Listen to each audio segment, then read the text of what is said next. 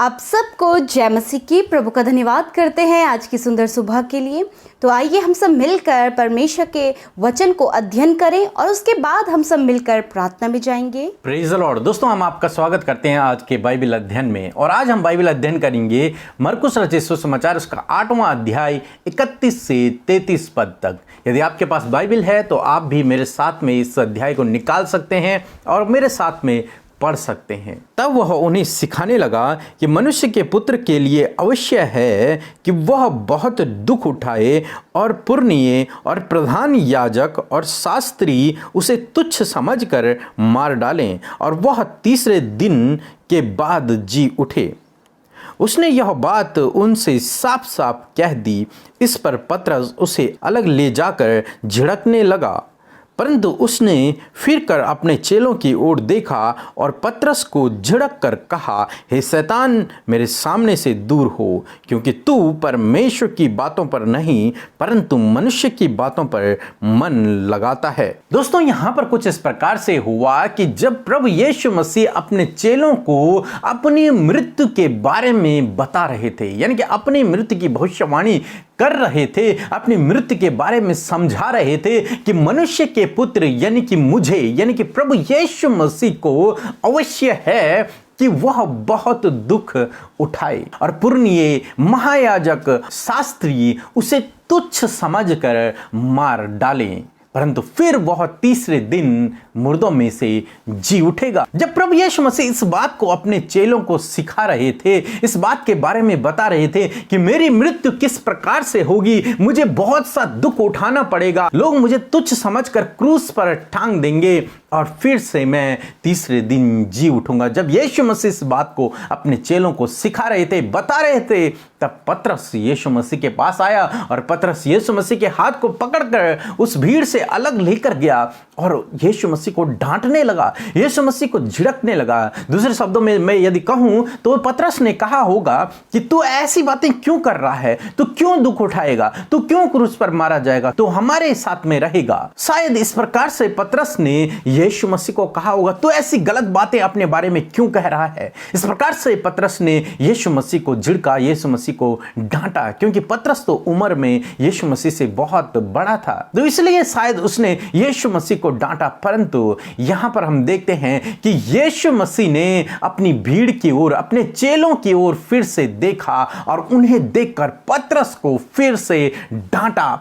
पतरस को डांटा ये कहकर कि हे शैतान। इसका मतलब ये नहीं कि यीशु मसीह पतरस को शैतान कह रहे थे, परंतु नहीं, यीशु मसीह शैतान इसलिए कह रहे थे क्योंकि यीशु मसीह जानते थे कि इसके दिमाग में ये गलत विचार दुष्ट की ही ओर से आया है। इसलिए यीशु मसीह ने पतरस को नहीं बल्कि उस दुष्ट विचार को जो उसके मन में आया है, उस विचार को यीशु मसीह कहते हैं कि हे शैतान, तू मुझसे दूर हो जा, हट जा, दूर हो जा, क्योंकि तू परमेश्वर की बातों पर मन नहीं लगाता बल्कि मनुष्य की बातों पर मन लगाता है। यानी कि तू परमेश्वर की इच्छा को नहीं जानता है कि परमेश्वर की क्या इच्छा है। तू अपनी इच्छा पर मन लगा रहा है, अपनी बातों पर या फिर मनुष्य की बातों पर मन लगा रहा है, परंतु परमेश्वर की बात पर मन नहीं लगा रहा। और परमेश्वर की बात क्या थी? परमेश्वर की बात यह थी कि मनुष्य का पुत्र यानी कि प्रभु यीशु मसीह इस धरती पर आकर दुख उठाए और हम सब के पापों को अपने ऊपर लेकर क्रूस पर बलिदान हो जाए, खुशी खुशी क्रूस पर बलिदान हो जाए। ये परमेश्वर की इच्छा थी। दोस्तों, बहुत सारे भाई बहन हैं जो इस प्रकार से कहते हैं कि यीशु मसीह तो खुद को नहीं बचा पाया तो वो हमें क्या बचाएगा। यीशु मसीह तो अपने आप को ही नहीं बचा पाया, यीशु मसीह तो इतना निर्बल था। परंतु उन लोगों से मैं आज कहना चाहूंगा, यीशु मसीह अपने आप को बचाने के लिए इस धरती पर नहीं आए थे। जब यीशु मसीह को पकड़वाया जा रहा था तो पतरस ने अपनी तलवार निकालकर एक सैनिक का कान काट दिया। तो प्रभु यीशु मसीह ने कहा कि पतरस, अपनी तलवार को अपने पास रख, ऐसा युद्ध मत करो, ऐसी लड़ाई मत करो। यदि मैं चाहूं तो अपनी रक्षा के लिए स्वर्गदूतों की सेना बुलवा सकता हूं, परंतु मैं ऐसा नहीं करूंगा, क्योंकि मैं यहां इस धरती पर परमेश्वर की इच्छा को पूरा करने के लिए आया हूं। और परमेश्वर की इच्छा यह है प्रभु यीशु मसीह के लिए कि प्रभु यीशु मसीह दुख उठाए, उस पर कोड़े मारे जाएं, उसे घसीटा जाए, उस पर ताड़नाएं पड़े, वो क्रूस पर चढ़ाया जाए और क्रूस पर उसकी मृत्यु हो, वो बलिदान हो, वो मनुष्य के पापों को अपने ऊपर उठाए और वो सब मनुष्यों का मेल परमेश्वर से कराए। परमेश्वर की उसके लिए यही इच्छा थी और इसी काम के लिए प्रभु यीशु मसीह इस धरती पर आए भी थे कि वो खुशी खुशी अपने आप को बलिदान करें, मनुष्यों का मेल परमेश्वर से करें।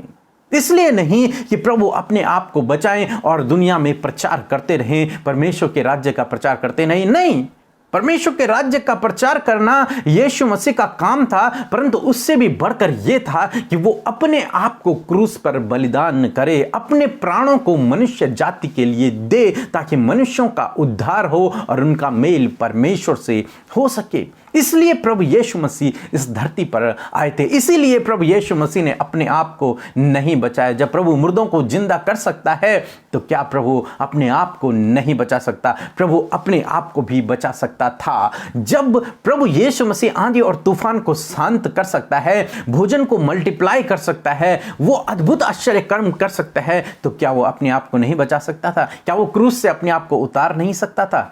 कर सकता था, परंतु यीशु मसीह इसके लिए इस धरती पर नहीं आए थे, अपने आप को बचाने के लिए इस धरती पर नहीं आए थे, इस धरती पर लंबा जीवन जीने के लिए इस धरती पर नहीं आए थे, बल्कि अपने आप को बलिदान करने के लिए यीशु मसीह इस धरती पर आए थे, ताकि मनुष्यों का मेल परमेश्वर से हो सके। दोस्तों, आशा करते हैं कि आज आप इस बाइबल अध्ययन को समझ गए होंगे। सो प्रभु आपको आशीष दे। आमीन। आइए हम सब अपनी आंखों को बंद करके प्रभु यीशु मसीह से प्रार्थना करें। धन्यवाद धन्यवाद धन्यवाद करते हैं जीवित और सामर्थी परमेश्वर, हमारे एकमात्र अधिपति, हमारे प्यारे प्रभु यीशु मसीह, हम तेरा धन्यवाद करते हैं। सच में प्रभु आप सामर्थी परमेश्वर है खुदावन, आप अद्भुत आश्चर्य कर्म करने वाले परमेश्वर है पिता। आप प्रभु दीन और नम्र है पिता, और धन्यवाद कि आप हमारे उद्धार करने वाले परमेश्वर हैं, मनुष्य जाति के पापों को अपने ऊपर लेने वाले प्रभु है खुदा। और हम सबको परमेश्वर आपने प्रभु जी उस क्रूस की मृत्यु के द्वारा धर्मी ठहराया। आप हमारे लिए मारे गाड़े गए और हमारे लिए मुर्दों में से जी उठे। प्रभु हम आपका धन्यवाद करते हैं पिता। आज के बाइबल अध्ययन के लिए धन्यवादी हैं प्रभु कि हम सबको आपने एकत्रित किया कि हम आपके वचन को अध्ययन कर सके। और धन्यवाद करते हैं प्रभु कि आज के इस सुंदर वचन से प्रभु हम बहुत कुछ सीख सके परमेश्वर, ये जान सके परमेश्वर प्रभु कि तू मनुष्य जाति को बचाने के लिए आया, तू पिता की इच्छा को पूरी करने के लिए आया परमेश्वर। हम तेरा धन्यवाद करते हैं मेरे प्रभु। मैं प्रार्थना करती हूँ यदि पतरस जैसे विचार, नेगेटिव विचार परमेश्वर प्रभु यदि इन भाई बहनों के जीवन में है मेरे खुदावन, किसी भी प्रकार का नेगेटिव विचार इनके जीवन में है, तो यीशु मसीह के नाम से आज उन विचारों को हम कहते हैं इनके जीवन से निकल कर चले जाओ यीशु के नाम से। राज्य इनके ऊपर आए पिता परमेश्वर। धन्यवाद करते प्यारे प्रभु जी। सच में मेरे पिता जिनके मनों में प्रभु जी तेरे प्रति डाउट है पिता परमेश्वर, उस डाउट को आप क्लियर करें मेरे पिता परमेश्वर, और वो जान सके कि तू ही एक धन्य उद्धारक है, तू ही इनका उद्धार करने वाला, इनके पापों से इनकी छुटकारा करने वाला परमेश्वर है पिता। धन्यवाद करते प्यारे प्रभु जी। मेरे प्रभु हम तेरा धन्यवाद करते मेरे परमेश्वर सारी बातों के लिए प्रभु। यदि प्रभु आज की सुबह में परमेश्वर ये भाई ये बहन प्रभु किसी भी परेशानी में पिता वो परेशानी दूर होने पाए, किसी भी बीमारी में वो बीमारी दूर होने पाए, यीशु के नाम से प्रभु आप इनकी सहायता करें और अधिकाई से प्रभु जी आप इन्हें वचन में बढ़ने में सहायता करें प्रभु। जब हम निरंतर प्रभु तेरे वचन को अध्ययन करते प्रभु तो और गहराई से तेरे गूढ़ भेदों को, तेरे रहस्यों को हम सीख सके, तेरे वचन की गहराई तक हम पहुंच सके प्रभु, ताकि प्रभु तेरे आने तक प्रभु हम सब सिद्ध बनने पाए पिता। धन्यवाद करते सारी बातों में आदर महिमा आपको देते। आज के दिन में इन भाई बहनों के संग में होइए प्रभु, इनके साथ में होइए प्रभु, हर एक